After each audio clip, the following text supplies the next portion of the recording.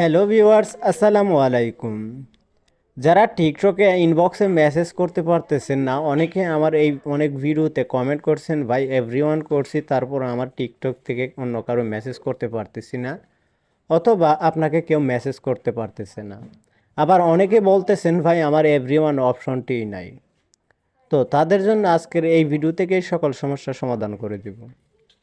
তো যারা প্রথমত এভরিওয়ান করার পরও আপনারা করতে পারতেছেন না, কাউকে মেসেজ করতে পারতেছেন না, অথবা আপনাদেরকে কেউ মেসেজ দিতে পারতেছেন না, তাদের জন্য একটি সেটিংস, এবং যারা আপনাদের এভরিওয়ান সেটিংসটি নাই আর তাদের জন্য হচ্ছে আরেকটা সেটিংস দেখিয়ে দেব।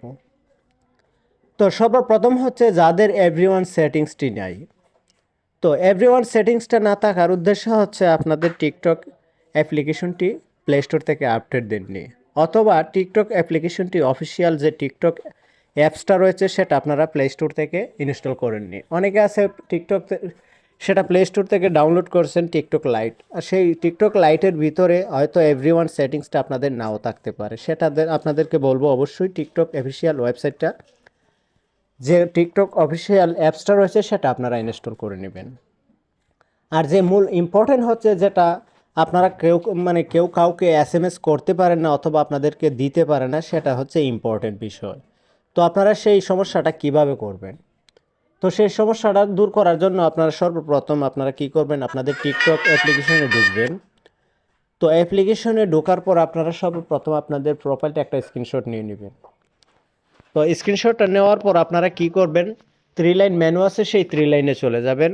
3 লাইনে আসার পর আপনারা সেটিং অ্যান্ড প্রাইভেসিতে চলে আসবেন। তো এখান থেকে সেটিং অ্যান্ড প্রাইভেসিতে চলে আসলাম। তো সেটিং অ্যান্ড প্রাইভেসিতে চলে আসার পর আপনারা কি করবেন, রিপোর্টে প্রবলেমে চলে যাবেন। তো রিপোর্টে প্রবলেমে আসার পর আপনাদেরকে অ্যাপসটা একটু হালকা লোড নেবে। আমাদের সামনে এরকম একটা ইন্টারফেস চলে আসবে। আসার পর আমরা কি করব, দেখতে পাচ্ছেন সাবমিটের রিপোর্ট। সেই সাবমিটের রিপোর্টের উপর আমরা ক্লিক করে দেব।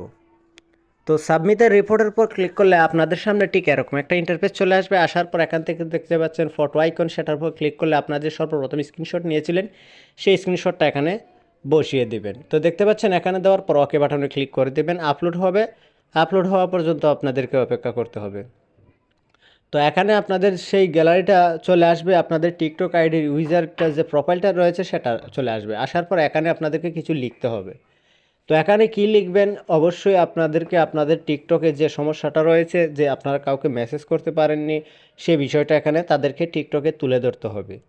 তো সম্পূর্ণ লেখাগুলো আপনারা ইংলিশে লিখতে পারেন। আর যদি চান আমার মতো হুবহু আপনারা লিখতে চান, তাহলে অবশ্যই আপনারা চাইলে আমার এই ভিডিওর ডেসক্রিপশন বক্সে পেয়ে যাবেন, সেই লেখাগুলো কপি করে আপনারা চাইলে লিখতে পারেন।